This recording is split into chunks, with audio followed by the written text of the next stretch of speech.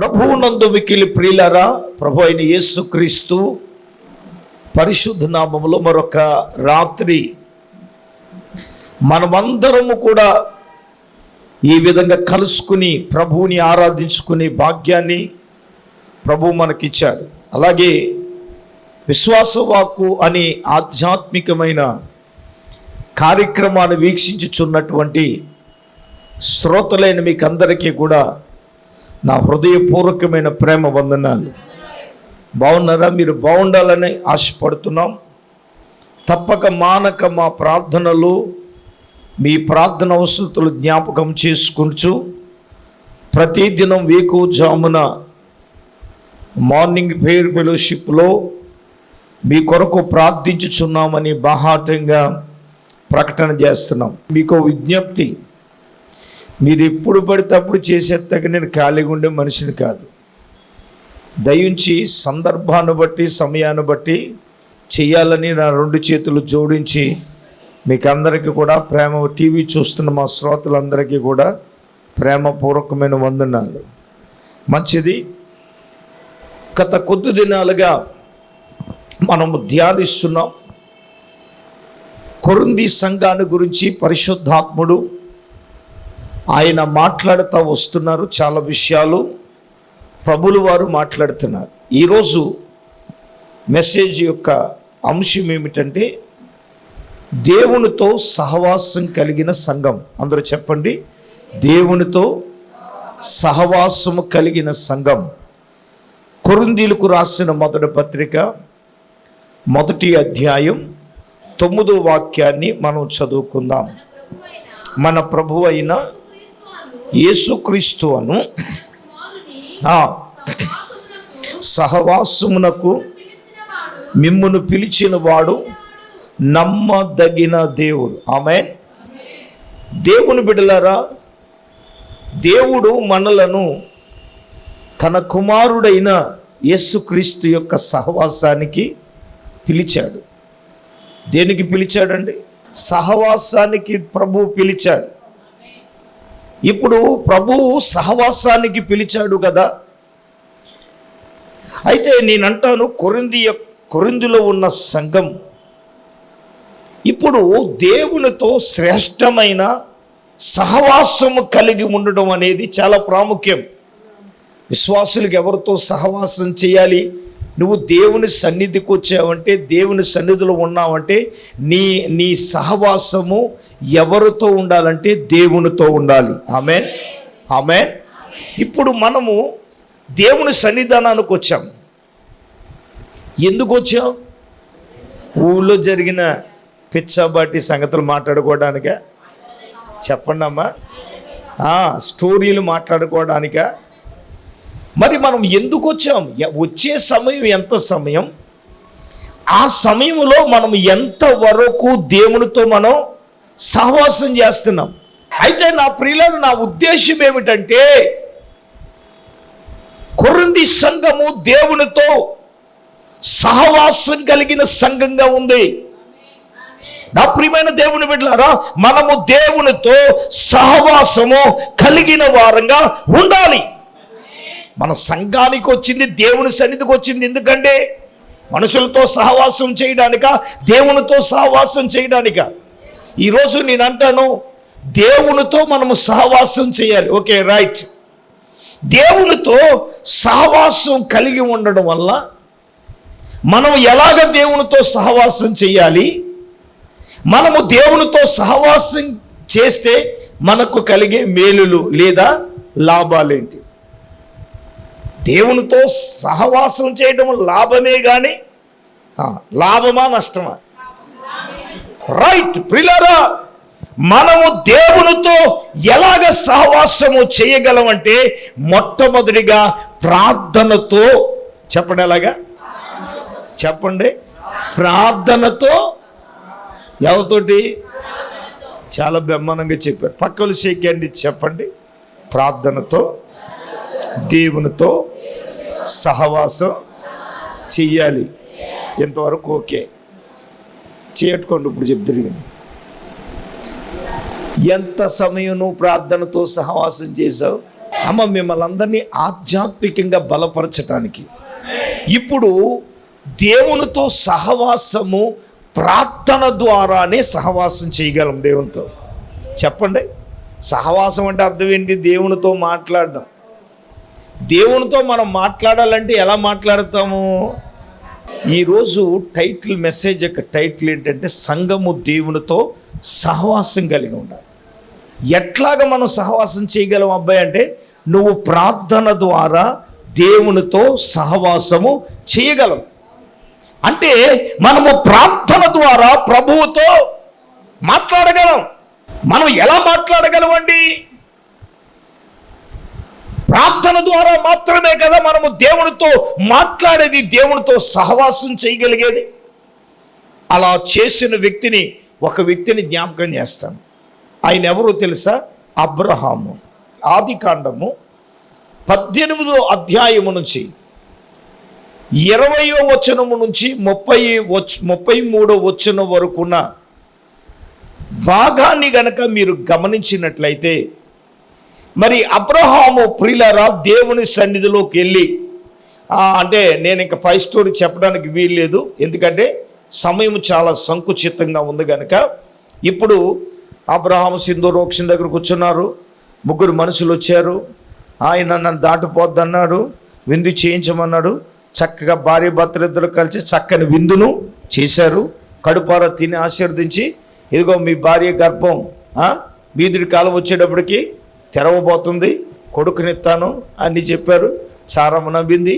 సారమ్మకు చెప్పాల్సిన విషయాలని చెప్పిన తర్వాత ఆ 3 మనుషులు ఎక్కడికి వెళ్ళారంటే సొదొమ తట్టు చూసి అబ్రహాము సాగనింపి వారితో కూడా వెళ్ళినప్పుడు, అప్పుడు ఏం జరిగిందంటే, అబ్రహాము వాళ్ళు సాగనింపిన తర్వాత 20వ వచనం, మరియు యెహోవా సొదొమ గొమొర్రాలను గూర్చిన మొర గొప్పది గనుక వాటి పాపము బహుభారమైంది గనుక నేను దిగిపోయి నా యొద్దకు వచ్చి ఆ మొర చొప్పుననే వారిని సంపూర్ణంగా చేసేదనో లేదో చూచేదను.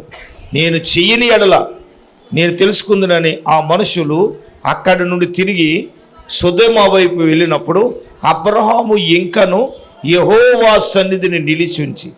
అమ్మ వినండి, అబ్రహాము ఎక్కడున్నాడా అంటే దేవుని సన్నిధిలో ఉన్నాడు.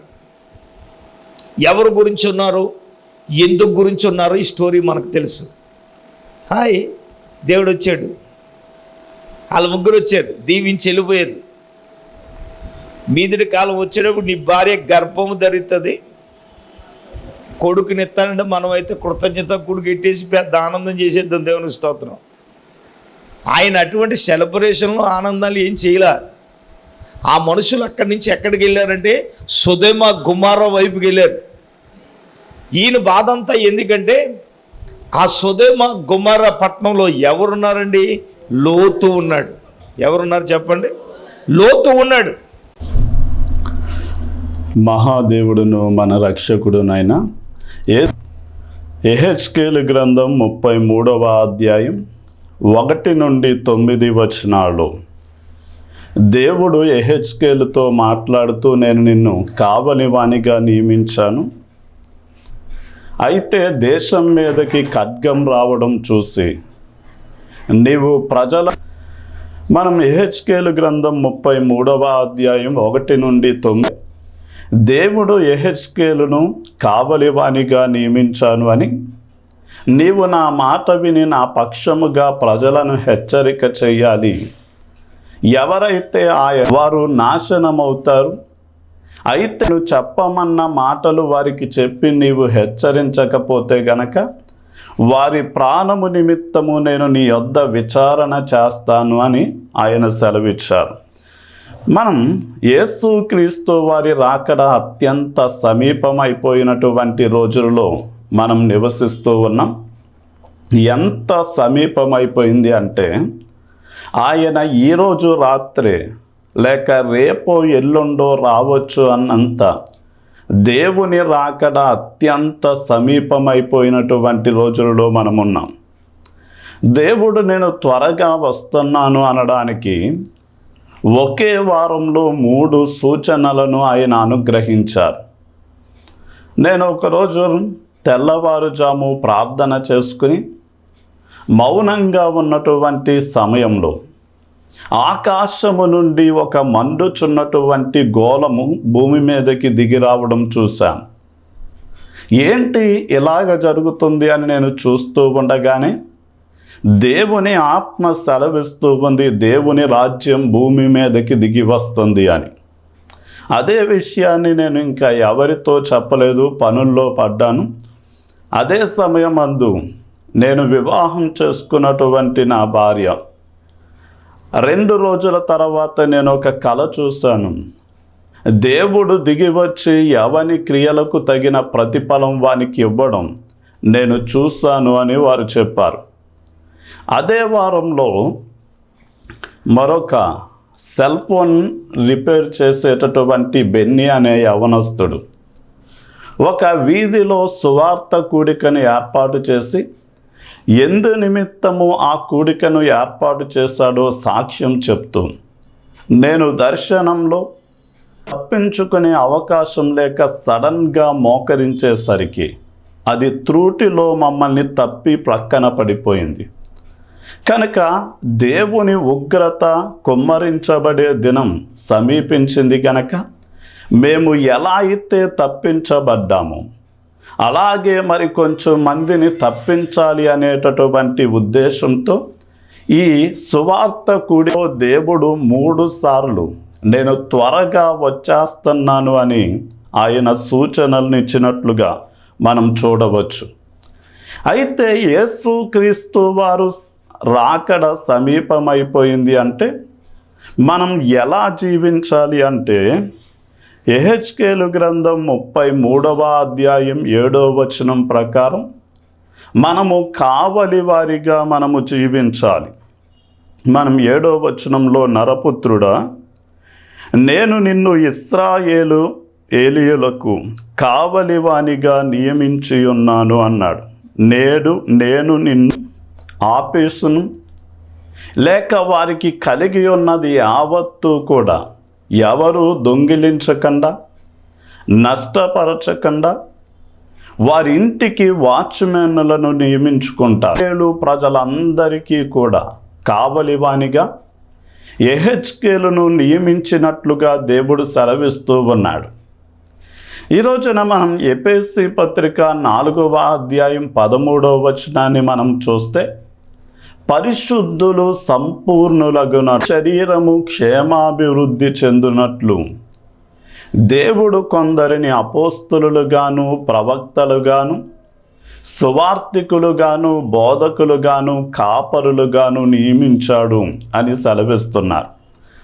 అంటే పరిశుద్ధులు అంటే ఎవరు అని మనం ఆలోచన చేస్తే, యేసుక్రీస్తు వారి రక్తములో ఎవరైతే కడగబడ్డారో, ఆయనను విశ్వసించి వారి పాపాలను ఒప్పుకొని వదిలిపెట్టి యేసుక్రీస్తు వారు సెలవిచ్చినటువంటి ఆజ్ఞల ప్రకారం ఎవరైతే జీవిస్తారో వారందరూ కూడా పరిశుద్ధులుగా పిలువబడ్డారు. అందుకనే పౌలు తన పత్రికలు రాసేటప్పుడు రోమాలో ఉన్న పరిశుద్ధులకు అని కొన్ని పత్రికలలో పరిశుద్ధులకు నేను వ్రాయునదేమనగాని ఆయన సంబోధించారు. ఇక పరిశుద్ధులు పరిపూర్ణులు అవ్వడం అంటే అర్థం ఏంటి అంటే యేసుక్రీస్తు వారి స్వారూప్యంలోనికి మార్చబడడం. అంటే పరలోకపు తండ్రి పరిపూర్ణుడు గనక మీరు కూడా పరిపూర్ణులై ఉండండి అని వాక్యం. కడగబడి పరిశుద్ధులుగా తీర్చబడిన ప్రతి విశ్వాసి కూడా యేసుక్రీస్తు వారి రూపంలోనికి మార్చబడాలి. అలా మార్చబడి అభివృద్ధి చెందునట్లు అంటాడు. అంటే సంఘము నా శరీరము అని యేసయ్య సెలవిచ్చాడు. అంటే క్రీస్తు శరీరము క్షేమాభివృద్ధి చెందడము అంటే సంఘము క్షేమాభివృద్ధి చెందునట్లు. అంటే పరిశుద్ధులు యేసయ్య పోలికలోనికి మార్చబడి అలాగే సంఘము విస్తరించాలి అని మనకి 5 విధాలైనటువంటి పరిచర్యలను, నాయకత్వపు పరిచర్యలను అప్పగించాడు. అందులో అపోస్తలులు, ప్రవక్తలు, సువార్తికులు, అదేవిధంగా బోధకులు, కాపరులు అనేటటువంటి విషయాన్ని మనం ఆలోచన చేస్తే, కాపరి పరిచర్య కూడా ఎలాంటిది అంటే అతడు ఒక వాచ్మెన్ లాగా. గొర్రెలు బలహీనంగా ఉన్న వాటిని బలపరచడానికి, గాయపడినటువంటి వాటి గాయములను కట్టడానికి, చంటి లేక వాటిని కావిడిలో వేసి మోయడానికి, ఇలాగ కొన్ని విధాలైనటువంటి సేవలను అందించడానికి కాపరి కూడా కావలివానిగా ఏం చేయాలి అంటే, దేవుడు అప్పగించినటువంటి మందను వారు కాపు కాసుకోవలసిన వారై ఉన్నారు. దేవుడు ఇచ్చినటువంటి ప్రతి దానిని కూడా జాగ్రత్తగా కాచుకోవాలి అనే సత్యం మనం గ్రహించాలి. అంటే దేవుడు మనకిచ్చినటువంటి సమయాన్ని మనం సరిగా సద్వినియోగం చేసుకోవాలి. దేవుడు మనకిచ్చినటువంటి సంపదలు అపహరించకుండా దాన్ని కాచుకోవాలి. అలాగే మన ఆత్మీయ జీవితం అనే పొలంలోనికి గుంట నక్కలు, పందికొక్కులు లాంటివి చేరి మన ఆత్మీయ జీవితాన్ని పాడు చేసుకోకుండా ఒక కావలివానిగా ప్రతి విశ్వాసి కూడా మార్చబడి, దేవుడు వారికి ఇచ్చిన కుటుంబము పాడు చేసుకోకుండా కావలి కాసుకోవాలి. దేవుడిచ్చిన ఆత్మీయ జీవితం పాడవకుండా కావలి, సొమ్మును, ఆయుష్ను, ఇలా అన్ని విషయాలలో మనం ఒక వాచ్మెన్ ఎలా అయితే ఒక ఇంటిని కాపాడుతూ ఉంటాడో, మనము కూడా ఆ విధంగానే దేవుడు ఇచ్చిన ప్రతి దానిని కూడా కావలి కాయాలి. అలాగే మనం కావలివానికి ఉండవలసిన ఒక గుణం ఏంటి అంటే, యజమానుడు చెప్పిన ప్రతి దానిని కూడా శ్రద్ధగా వినాలి. 7వ వచనం చదివితే, నరపుత్రుడా, నేను నిన్ను ఇశ్రాయేలీలకు కావలివానిగా నియమించి ఉన్నాను కనుక నీవు నా నోటి మాటను విని అంటాడు. నీవు నా నోటి మాటను విని. మనం దేవుడు మన అందరికీ యజమానుడై ఉన్నాడు. మనము ఆయన పొలము అనే సంఘంలో సేవ చేయవలసినటువంటి పనివారిగా మనమున్నాం. అయితే దేవుడు చెప్పిన పని మనము చేసి దేవుని చిత్తాన్ని భూమి మీద జరిగించి దేవుణ్ణి సంతోషపరిచి మహిమపరిచే పరిచర్యను మనం చేయాలి అంటే, ముందుగా ఆయన మనస్సు, ఆయన చిత్తము మనము ఎరిగి ఉండినట్లు, ఆయన విషయమై ఆయన ఏం సెలవిస్తాడో మనం ఏం చేయాలి అంటే వినడము అనేది నేర్చుకోవాలి. అందుకనే హబక్కూకు గ్రంథం 2వ అధ్యాయం 1వ వచనంలో హబక్కూకు ప్రవక్త, ఇదిగో నా వాదన విషయమై దేవుడు ఏం సెలవిస్తాడో నేను వినాలి అని నా కావలి గోపురం మీదకు వెళ్ళి నేను కనిపెట్టుకుని ఉంటాను అని అన్నాడు. ఈ రోజున దేవుడు తన వర్తమానాన్ని అన్యజనులైన వారికి ఎలా తెలియచేయాలి అని 7వ వచనంలో, కనుక నీవు నా నోటి మాటను విని నాకు ప్రతిగా వారిని ఉండగా, మనం వారికి మంచి జరుగుతుంది అని చెప్పడం అది అబద్ధ బోధకుని యొక్క లక్షణం. అంటే ఒక వ్యక్తి దొంగతనం చేసి వస్తే ఆ వ్యక్తిని చేతులుంచి ఆశీర్వదిస్తే ఆ దొంగ రానున్న దినములలో గజ దొంగగా మారిపోతాడు. అలాగే ఒక త్రాగుబోతు వస్తే అతనిని చేతులుంచి దేవుడు నిన్ను ఆశీర్వదిస్తాడు అని చెప్తే అతడు రానున్న దినములలో చెందుతాడు. కనుక దేవుని వర్తమానం ఎవరికి ఏ విధంగా తెలియచేయమని దేవుడు సెలవిస్తున్నాడు. ఆయనకు విధేయులైన వారిని చూసి ఆశీర్వాదాలు దిగి వస్తాయని దేవుడు చెప్పమంటే ఆ హెచ్చరికనే వారికి ఆశీర్వాదాన్నే తెలియచేయాలి. అదే సమయమందు దేవుని మాటకు లోబడక ఎవరైతే మెడవంచని వారిగా తిరుగుబాటు చేస్తూ వారి మీదకి దేవుని ఉగ్రత శిక్ష వస్తుంది అని ప్రకటించమంటే దానినే తెలియచేసేవారిగా మనం ఉండాలి.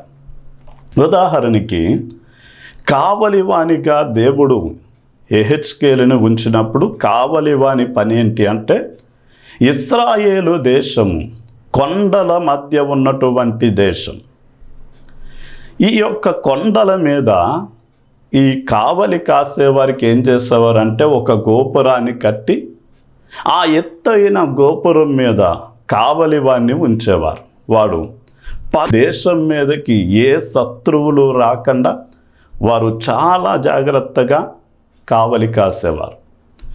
ఒకవేళ ఎవరైనా శత్రువులు పగటి వేళ కానీ రాత్రి వేళ కానీ ఆ పట్టణం మీదకి వస్తూ ఉంటే వారు వెంటనే ఒక బోర తీసుకుని ఒక వ్యక్తి ఊదితే, అలాగే ఆ దేశం చుట్టూ ఉన్నటువంటి కొండల మీద ఉన్న మిగతా వారు కూడా బోరలను ఊది ఆ దేశం అంతటినీ కూడా అప్రమత్తము చేసేవారు. అలాగే మనం ఫ్యాక్టరీల్లో ఏదైనా ప్రమాదము జరిగినప్పుడు ఒక సైరన్ను మోగించి దుర్మార్గుడు దుర్మార్గములోనే జీవిస్తే నశించిపోతాడు అని హెచ్చరించమన్నప్పుడు మనం ఏం చెయ్యాలి అంటే, దేవుని పక్షముగా దేవుని మాటను వారికి హెచ్చరికగా తెలియచేయాలి. ఉదాహరణకి చాలామంది వ్యసనాలకు బానిసలైనప్పుడు వారు వైద్యుల దగ్గరకు తీసుకెళ్ళినప్పుడు వారు టెస్టులు నిర్వహించి, ఇదిగో నీవు పొగ త్రాగి నీ యొక్క గొంతుక పొగ్గొట్టంలాగా నల్లగా మారిపోయింది, అలాగే త్రాగి నీ యొక్క ఊపిరితిత్తులు పాడైపోయి, వైద్యుడు వెంటనే హెచ్చరిక చేస్తాడు, నీవు ఈ విధంగానే తాగితే పూర్తిగా నీ అవయవాలు అన్నీ కూడా చెడిపోయి నీవు చనిపోతావు అని హెచ్చరిస్తాడు.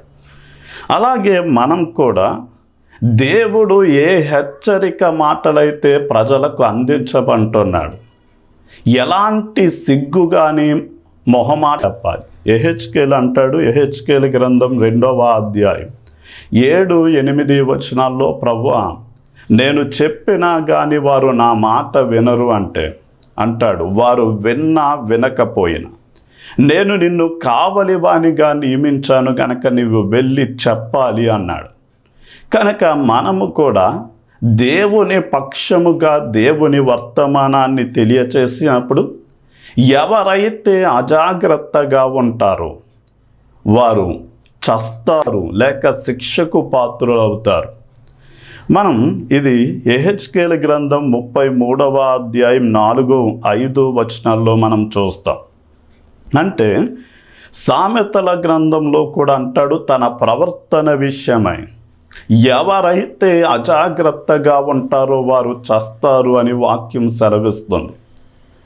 మనం ప్రమాదం అంటే కొన్ని గవర్నమెంట్ వారు ఏం చేస్తారు అయిన మలుపు, ఇక్కడ మీరు నెమ్మదిగా వెళ్ళండి, నిదానమే ప్రధానం అని అనేక హెచ్చరిక బోర్డు మహావేగంతో దూసుకుని వెళ్ళి వారు చాలా ప్రమాదానికి గురై ప్రాణాలను కోల్పోతారు. అలాగే దేవుని యొక్క వాక్యం కూడా, ఇదిగో ప్రభువుల వారి రాకడ వచ్చేస్తుంది, మీ ఉండగా ఎవరైతే అజాగ్రత్తగా వ్యవహరిస్తారో వారు ఖచ్చితంగా శిక్షకు గురవుతారు అన్న విషయం తెలుసుకోవాలి. ఖడ్గము నుండి వారు రక్షింపబడతారు. ఎవరు రక్షింపబడతారు అంటే, ఒక రోజున నిత్య జీవమునకు వారసుడనగుటకు నేను ఏం చెయ్యాలి అన్నప్పుడు యేసు ప్రభువుల వారు అడుగుతారు, వాక్యంలో ఏమని ప్రధానమైన ఆజ్ఞలు రాయబడ్డాయి అన్నాడు. అయితే నీ పూర్ణ హృదయంతో, నీ పూర్ణ ఆత్మతో, నీ పూర్ణ బలంతో నీ దేవుడైన యెహోవాను ప్రేమించాలి, అలాగే నిన్ను వలె నీ పొరుగు వారిని ప్రేమించాలి అని రాయబడింది అన్నప్పుడు, అయితే వాటిని గైకొను, నీకు నిత్య జీవము కలుగుతుంది అన్నాడు. అంటే ఎవరైతే హెచ్చరికను విని